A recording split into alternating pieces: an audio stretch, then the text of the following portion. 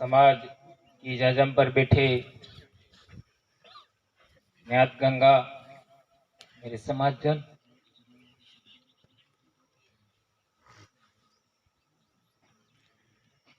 क्या बोले ऐसी स्थिति हमारी।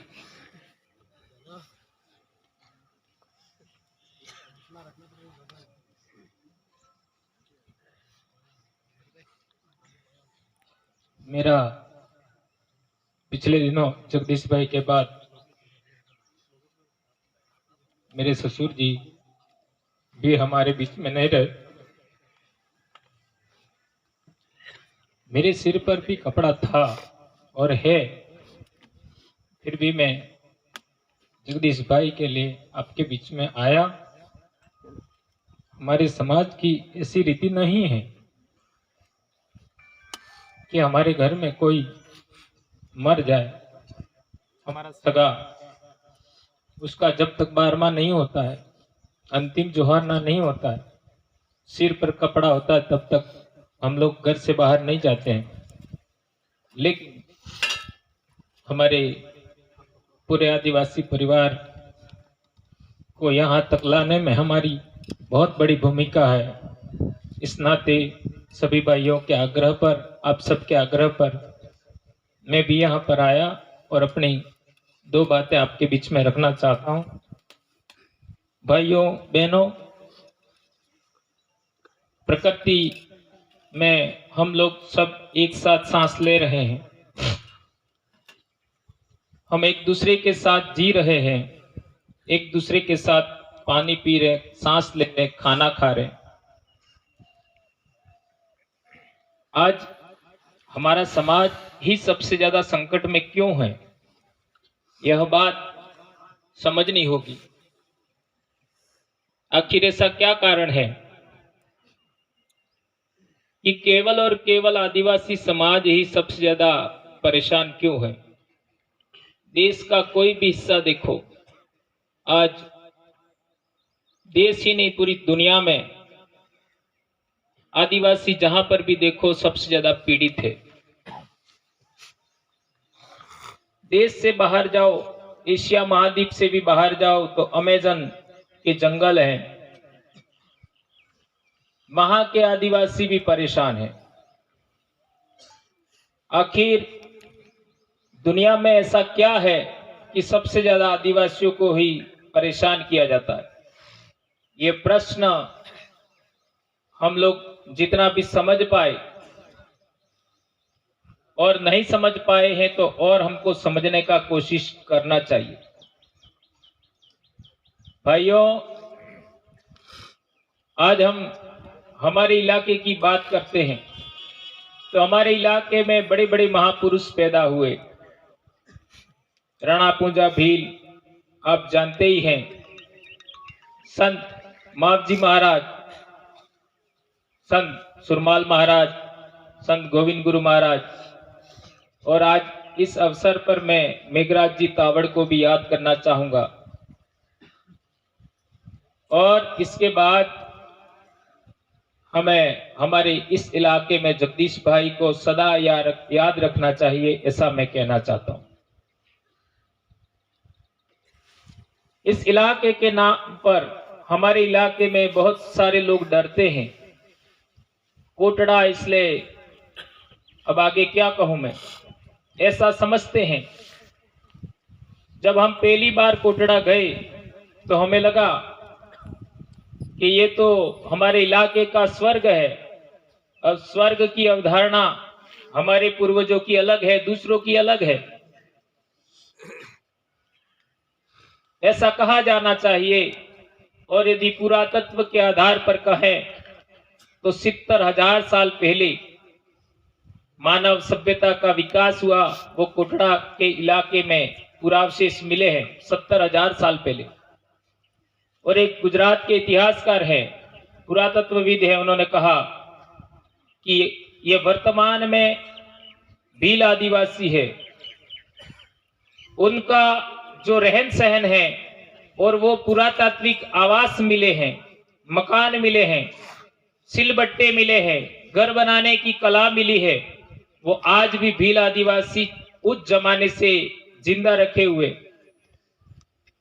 तो ये हमारे लिए, हमने पिछली बार बोला था, कोटड़ा हमारे लिए होली लैंड हम कह सकते हैं, पवित्र जगह कह सकते हैं।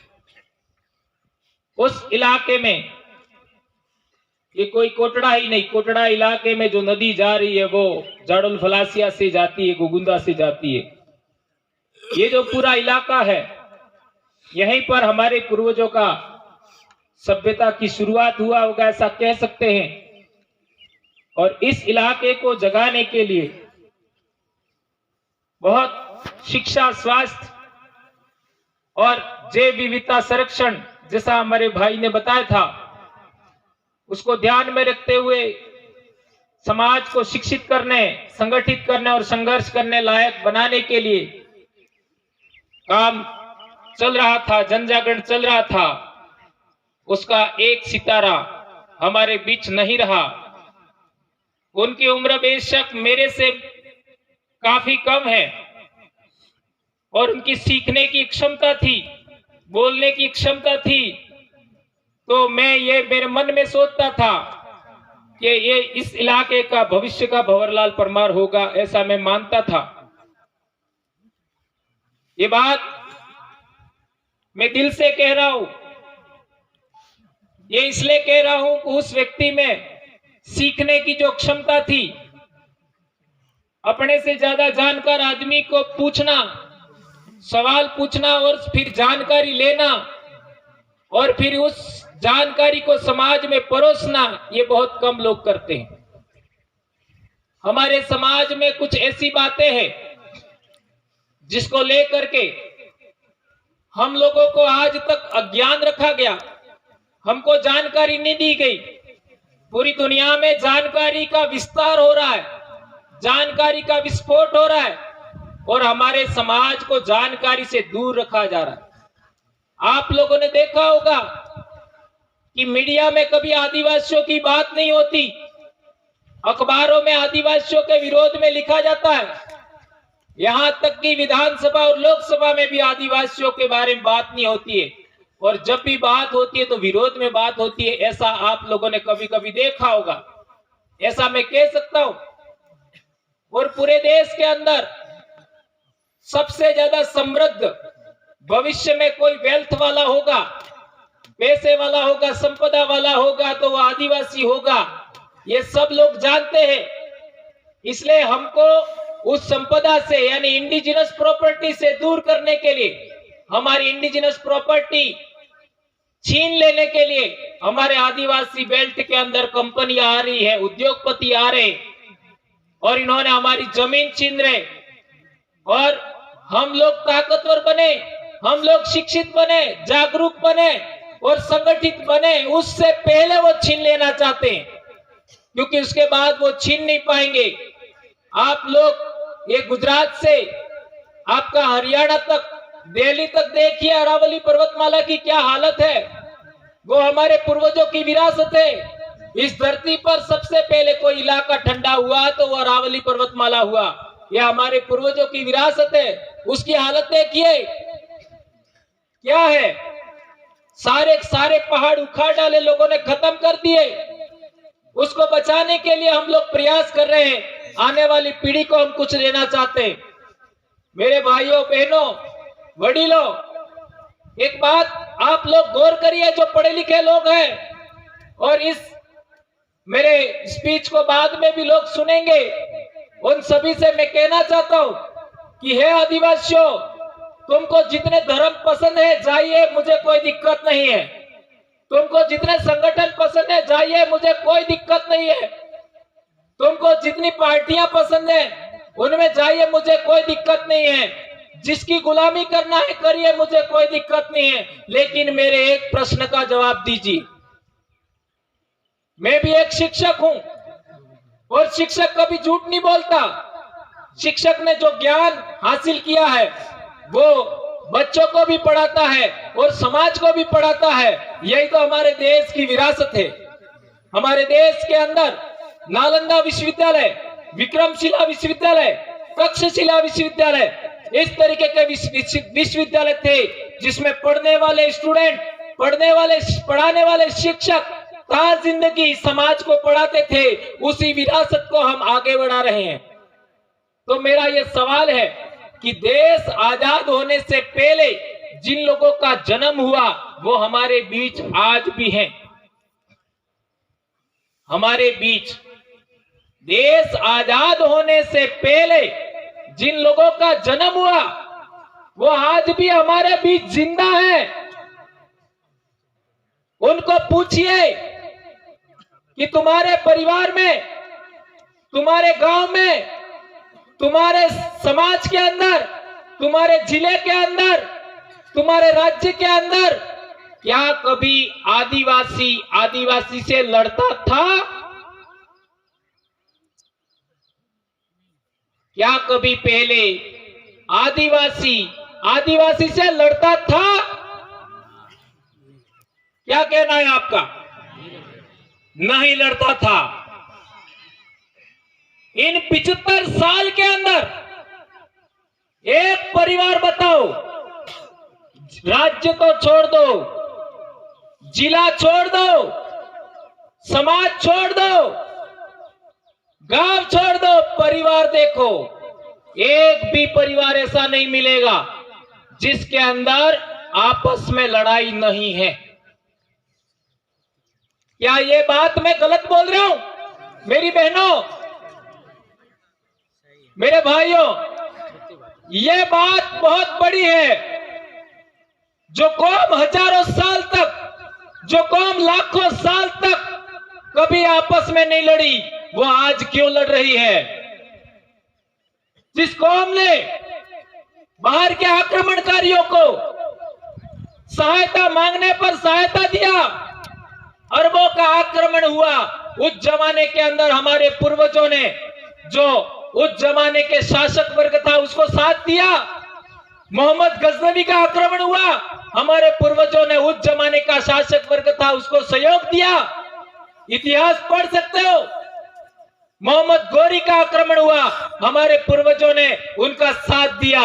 राजस्थान में शेरशाह सूरी का आक्रमण हुआ, हमारे पूर्वजों ने साथ दिया। अकबर का आक्रमण हुआ, हमारे पूर्वजों ने उनका साथ दिया। रजवाड़ों को और अंग्रेजों से जब संधि हुआ, तब रजवाड़ों ने हमको पूछा भी नहीं। अंग्रेजों ने जब इस इलाके में अपना प्रभाव जमाया, तब रजवाड़ों ने हमको ये नहीं पूछा कि हम समझौता करें या ना करें, और उन्होंने समझौता कर लिया। और हमारे पूर्वजों ने सैकड़ों साल उनका साथ दिया।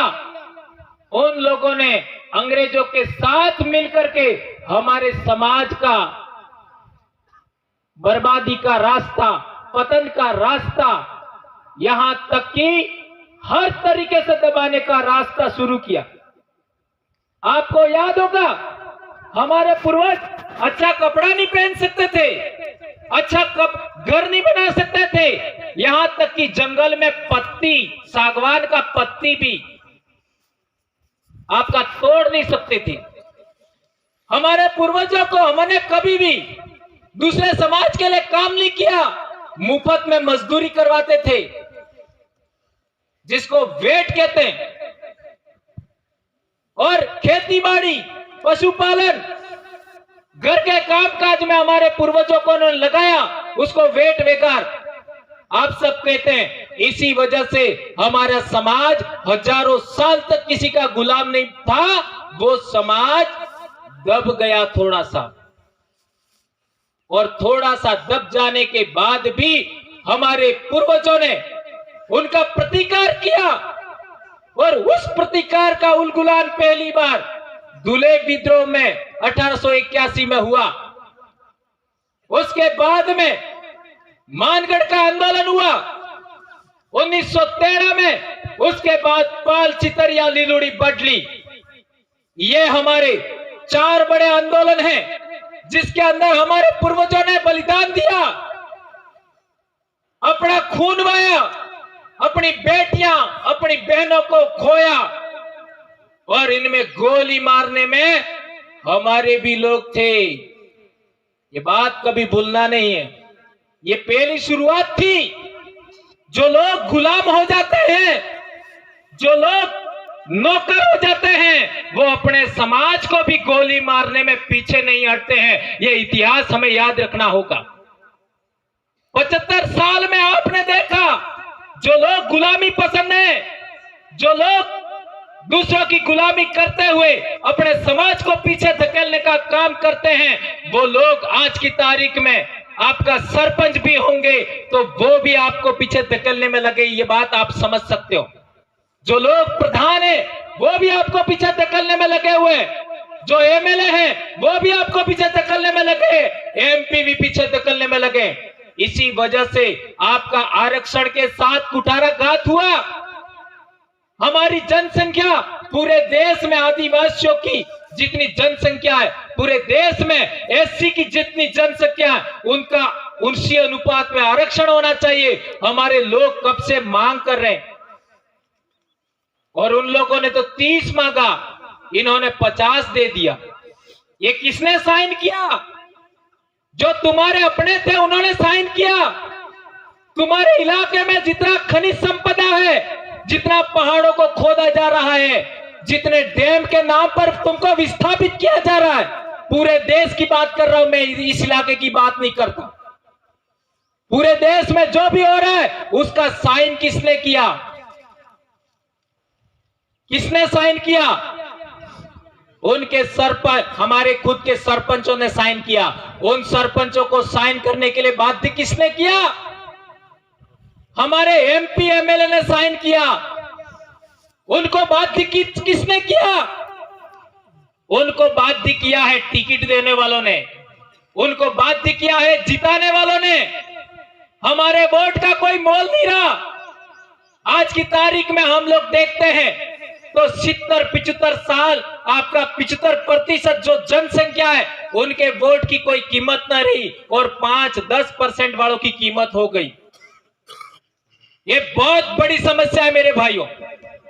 आज की तारीख में हर एक गांव में, हर एक जिले में, हर एक राज्य में, पूरे देश में आदिवासी लोग क्या बोल रहे हैं कि हमारे नेता खराब है, हमारे एमपी एमएलए खराब है। अरे भैया, एक खराब होगा, 2 खराब होंगे, 4 खराब होंगे, राजस्थान में खराब होंगे, गुजरात में खराब होंगे, मध्य प्रदेश में, महाराष्ट्र में और आपका दूसरे राज्यों में, तेलंगाना, आपका उड़ीसा, झारखंड, छत्तीसगढ़, पश्चिम बंगाल, जितने भी राज्य हैं, केरला में, कर्नाटका में, अरे हर जगह सारे का सारे आदिवासी नेता खराब है क्या? ये सवाल बहुत अहम है, ये बहुत बड़ी बात है। जो लोग कभी भी अयोग्य नहीं थे वो पिछले 75 साल में अयोग्य कैसे हो गए? उसके लिए जिम्मेदार है पूना पैक्ट का करार 1932। ध्यान रखिए, पिछले 75 साल में तुम्हारी जितनी जमीन छीनी, तुम्हारा जितना जंगल छीना, तुम्हारा जितना पानी छीना, तुम्हारे जितने खेत खलिहान छीने, तुम्हारा जितना भी नुकसान हुआ है, उस नुकसान का एक ही पॉइंट जिम्मेदार है। कोई नेता जिम्मेदार नहीं है, कोई कर्मचारी जिम्मेदार नहीं है, कोई दूसरा जिम्मेदार नहीं है। एक ही पॉइंट जिम्मेदार है, पूना पैक्ट का करार 1932 जिम्मेदार है। उसको हम लोग बदलना चाहते हैं। नहीं तो मैं भी बाप की अकेली संतान हूं, 2011 से बीमार हूं। मेरे को भी मेरी नौकरी प्यारी है, मेरी जान भी मुझे प्यारी है, मेरे बच्चे, मेरी बीवी, मेरे मां बाप भी मुझे प्यारे हैं। हम लोग नौकरी दांव पे लगा करके, जान दांव पे लगा करके समाज में काम क्यों कर रहे हैं? ये समझो मेरे भाइयों, ये आने वाली पीढ़ी की जान का सवाल है, आने वाले समाज को, आने वाले आदिवासी कौम की नस्लों के अस्तित्व का सवाल है। ये बात हमको समझनी पड़ेगी। जब तक आप पूना पैक्ट 1932 का सॉल्यूशन नहीं निकालते हो, उस समस्या का समाधान नहीं निकालते हो, ये कौम बचने वाली नहीं है, ये जंगल बचने वाले नहीं है, ये पहाड़ बचने वाले नहीं है, ये जमीन भी नहीं बचेगी, ये पानी भी नहीं बचेगा। उसका एक ही समाधान है। क्या समाधान है? ये जो जाजम है वो आदिवासी नेता कौन हो? नेता का मतलब विधानसभा में आपका प्रतिनिधि, लोकसभा में आपका प्रतिनिधि, वो इस जाजम पर तय होना चाहिए। आज देख लीजिए, आप कई अलग संगठन के होंगे, आप कई अलग पार्टियों के होंगे, आप कई अलग धर्म के होंगे, इस जाजम पर बैठे हो। इससे ज्यादा हमारा समाज कहीं पर भी नहीं बैठता। कहीं विवाह हो तो भी नहीं बैठता, कहीं संगठन की मीटिंग बुलाओ नहीं बैठेगा, कहीं धर्म की मीटिंग बुलाओ नहीं बैठेगा। ये एकमात्र जाजम है, यहां सभी अलग अलग विचार के लोग यहां बैठते हैं। तो ये इस जाजम के द्वारा सेलेक्ट होकर के आदमी, हमारी आवाज, आदमी नहीं, वो आदिवासियों की आवाज टीवी में भी गूंजे, वो आदिवासी की आवाज आपका विधानसभा में गूंजे, वो आदिवासी की आवाज जो इतने साल से 75 साल में नहीं गूंजी, लोकसभा में भी गूंजे। ऐसी व्यवस्था बना रहे हैं। उस व्यवस्था के रजिस्ट्रेशन के लिए वो दिल्ली गए थे और आ रहे थे। तो जगदीश भाई की कुर्बानी, जगदीश भाई का त्याग, उनका बलिदान कितना बड़ा है मेरे भाइयों, ये आप सोच सकते हो। इसको मैं महसूस कर सकता हूं। ये कोई छोटी बात नहीं है। इसलिए मेरे भाइयों, आप सबके कंधों पर, आप सबके हाथों में, आप सबके पैरों पर, आप सबकी जवान पर निर्भर करता है कि आप आने वाली पीढ़ी को, हमारे बच्चों को किस तरीके से बचाते हैं। इसके लिए आपको काम करना होगा, बोलना होगा। केवल बोलने से काम होगा। किसी को गाली नहीं देनी है, किसी को थप्पड़ मारना है, किसी को पत्थर नहीं मारना है, किसी को लठ नहीं मारना है। केवल बोलने से काम होगा। ये लोकतंत्र की ताकत है, ये संविधान की ताकत है, इसको हमें आगे बढ़ाना है। मेरे भाइयों, हम लोगों ने देखा है कि हमारे इलाके के अंदर आज तक आदिवासियों को किसी भी तरीके का आपका जमीन से उखाड़ देते थे लोग, पहाड़ से उखाड़ देते थे। जंगल का हालत तो आप खुद समझते हो, हम सबने देखा है। उसके बारे में कोई आवाज आज तक उठी क्या? ये पहली बार ऐसा हुआ है कि पूरा इलाके के अंदर आज 20 जिलों के लोग यहां हैं। उस दिन भी 20 जिलों के लोग थे, आज भी 20 जिलों के लोग हैं। देख लीजिए, भीलवाड़ा, दाहोद, पंचमहाल, गांधीनगर, इस पूरे इलाके के लोग यहां पर आज मौजूद हैं। 3 से 4 समाज के लोग हैं। क्या आपने कभी इतना बड़ा काटा देखा, इतना बड़ा खरस देखा कभी? क्या कभी इतना अंतिम संस्कार में इतने जिलों से इतने लोग आए हुए कभी देखे आपने? एक मुख्यमंत्री भी चला गया होगा तो नहीं आए होंगे। ये दक्षिणी राजस्थान में पहली बार हुआ है। ये कोई छोटा मोटा काम नहीं है, ये बहुत बड़ा काम है। मैं धन्यवाद दूंगा इस परिवार को, जगदीश भाई के पापा और उनकी मम्मी, माता पिता, आई, दादा, कितना हौसला रखा। उनके भाई कितना हौसला रखा। उनकी पत्नी, हमारी बहन, उन्होंने कितना हौसला रखा, उनके बच्चों ने। और पहली बार है मेरे भाइयों, कि आज 5 जिले के कर्मचारियों ने, 5 जिले के बेरोजगारों ने आपका ऑनलाइन पैसा इकट्ठा किया। हमारे एक साथी अभी हॉस्पिटल में हैं और भाई जगदीश भाई के लिए और सहायता राशि हम लोग बच्चों की शिक्षा के लिए, बच्चों के आने वाले भविष्य के लिए हम लोग आपके बीच में लेकर आए हैं। ये स्वेच्छा से हुआ, किसी ने कहा नहीं। लोगों ने हमको फोन किया कि क्या करें, कैसे करें, तो हमारा एक ही संगठन रजिस्टर्ड है, ट्राइबल एम्प्लॉयज फेडरेशन। ये हम लोगों ने ही बनाया है। मैं इसका संरक्षक भी हूं और उसके खाते में हम लोगों ने पैसा कलेक्शन किया और वो पैसा उसी के नाम से चेक आप लोगों को हम देंगे। या हमारे बच्चों के लिए आप लोग एफडी करिएगा तो उनको थोड़ा सहायता होगी। मैं हमारी बहन जगदीश भाई की पत्नी जो स्वयं शिक्षिका है, उनसे मैं कहना चाहूंगा कि आप अकेली नहीं हैं। आपके पति का स्थान कोई नहीं ले सकता, लेकिन आपके लाखों भाई हैं आज की तारीख में, और उसमें हम लोग आपके साथ हमेशा खड़े रहेंगे।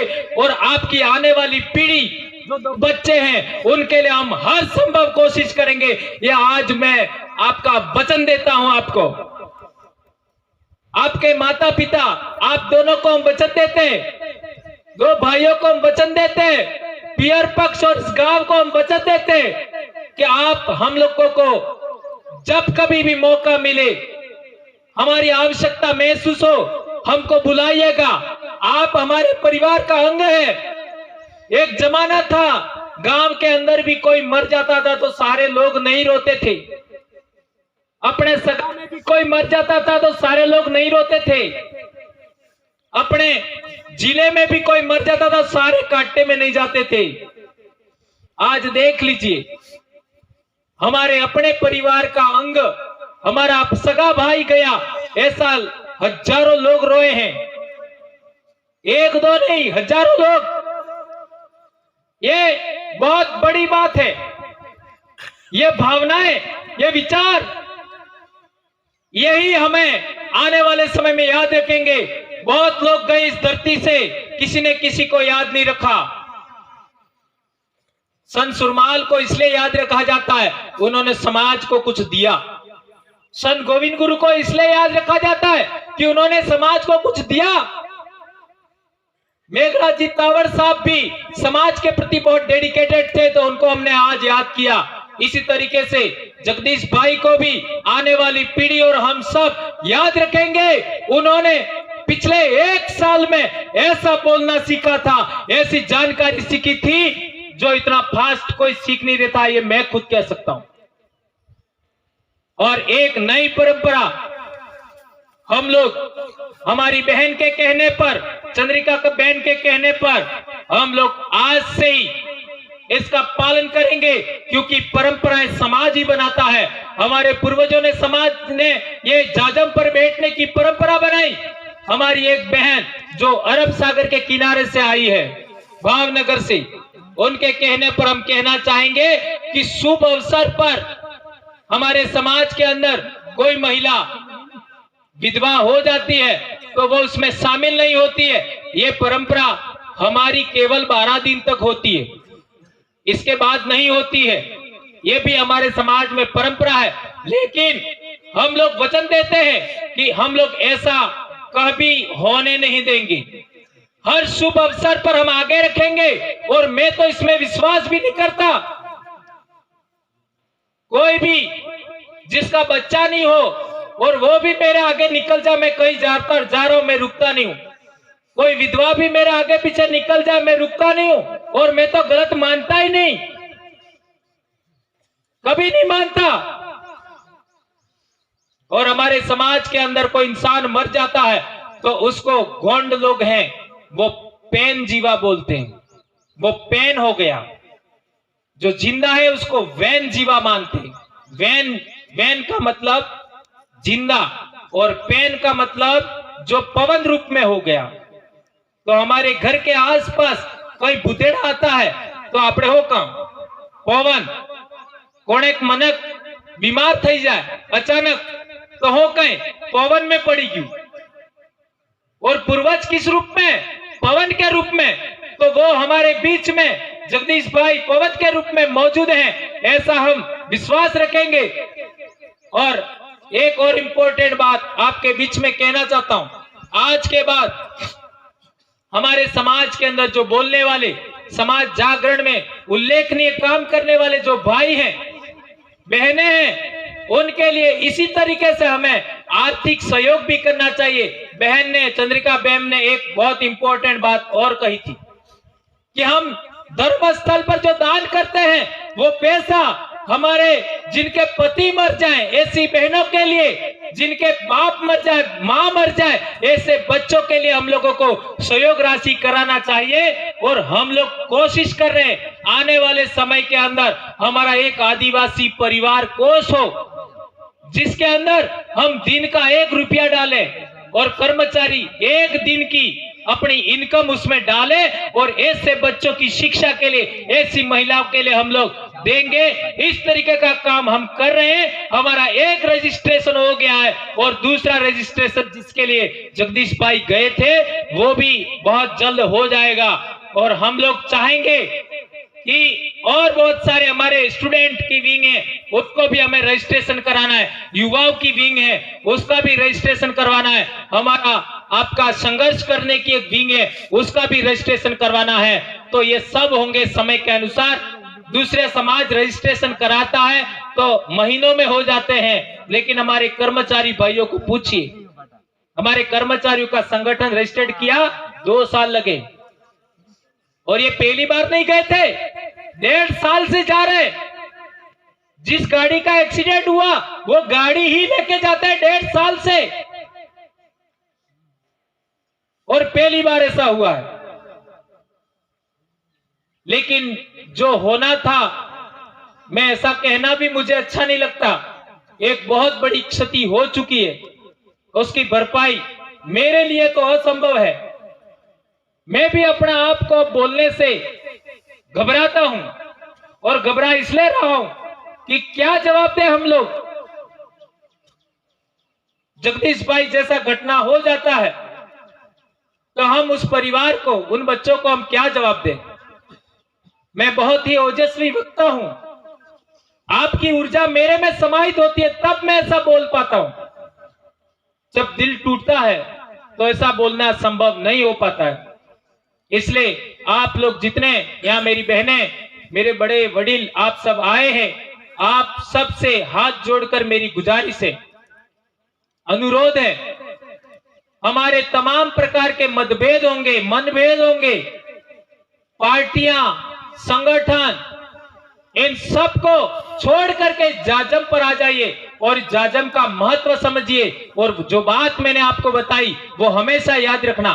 एक बात, देश आजाद होने से पहले आदिवासी कभी भी आपस में नहीं लड़ता था, और इन 75 साल में पूना पैक्ट 1932 की वजह से एक परिवार बाकी नहीं है जिसमें झगड़ा नहीं है। उस बीमारी को खत्म करना है, उसके लिए आप काम करेंगे, ऐसी मैं आशा अपेक्षा करता हूं। मेरे भाई जगदीश को नमन करते हुए, इस जाजम को नमन करते हुए, मेरी बहन और हमारे सर आपका बसंती लाल जी, मेरे छोटे भाई, आप सबको मैं क्या कहूं, इतना ही कह सकता हूं कि मैं आपका ही बेटा हूं, आपका ही भाई हूं।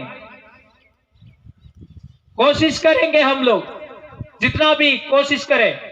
मेरी 5 बहनें, आज से मैं अपनी 6 बहनें मालूंगा। मैं बाप की अकेली संतान हूं, लेकिन मैं हजारों भाई वाला हूं, तो आप भी मेरे अपने भाई हैं। आप लोगों के लिए मेरे से जो भी हो सकेगा मैं कोशिश करूंगा। और जो बोलने वाले लोग हैं उनको, उनका मुंह चुप मत होने देना। हमारा समाज आजाद होके रहेगा, हमारी समस्याओं का समाधान होके रहेगा, कुदरत हमें सहयोग करेगी, ऐसी मैं आशा रखता हूं। और इस परिवार ने जो संकट झेला है, उस संकट में पियर पक्ष, गांव के भाई, इस इलाके के भाई, आप सदा उनका साथ देना। हमारा जो भी आपस में झगड़ा होगा हम लोग निपटा लेंगे समाज की जाजम पर बैठ करके, लेकिन इस एक मामले के लिए आप लोग उनका सदा साथ में रहेंगे, ऐसी मैं आशा अपेक्षा करता हूं। इस जाजम को नमन करता हूं, कुदरत को नमन करता हूं, हमारे जगदीश भाई मन्नारे को भी नमन करता हूं। और आज की तारीख में पेन मैं बताना भूल गया, पेन का मतलब देवतुल्य, जो मर जाता है उसको पेन बोलते हैं, देवतुल्य ऐसा हमारा माना जाता है। उसी को, उस परंपरा को हम आगे बढ़ाएंगे। धन्यवाद, आभार।